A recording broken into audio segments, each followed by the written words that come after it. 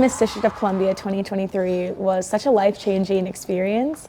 I had been working to advance heart health equity and working to serve the community for a number of years. But since becoming Miss DC, I've had so many opportunities to just really touch so many more lives.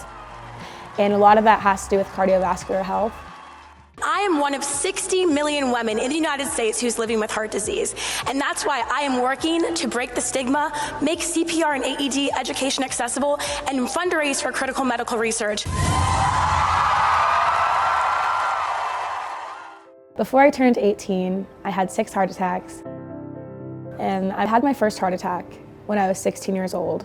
I was a competitive distance runner. I was on a 6-mile run. When around mile 3, I started having chest pains.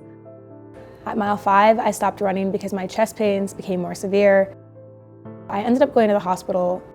I was profusely sweating. I had pain in my left shoulder, I had a headache, I was nauseous, and my chest was really, really tight. And I was diagnosed with a heart attack. And I thought, that's crazy, because I'm so young and so active and so healthy. It was a really weird year and a half of trying to figure out what was going wrong with me. I will say that it was a time in my life where I went to bed frequently thinking that it might be my last night. And so it was just really stressful. Jude's underlying condition was something we call coronary vasospasm. And it's a condition where there's an inciting event and it causes the artery to spasm or close down. Every time the artery closes off, there's poor blood flow to the heart muscle, and the heart muscle then suffers. But everybody told her, oh, you're too young for it to be heart disease. But once it got diagnosed and correctly treated, she hasn't had any symptoms since. I think that when we think about heart disease, we don't really think about people who look like me. The more I learned, the more I realized that this is something that affects a lot of young people and really healthy people, and something that needs to be talked about.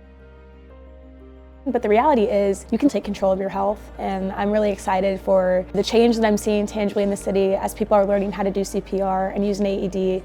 People are taking the symptoms seriously, and people are getting more preemptive about their heart health. The project that I'm most proud of is working with Gallaudet University and MedStar Health to create a CPR and AED educational video completely in American Sign Language. For trying to help.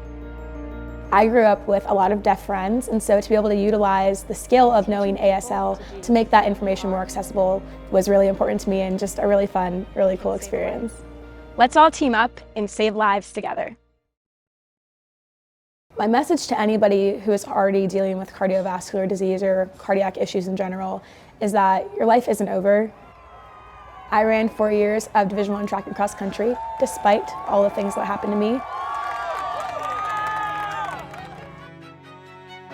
And so I still run. I eat a pretty well-balanced diet, and I just try to really manage my stress. In Jude's case, she's not limited in anything that she does, and her risk for any other kind of heart disease is probably pretty low. It's really important that you find good physicians who are going to invest in you as a person, who care about your holistic health, and just know that you can still achieve so much despite this diagnosis.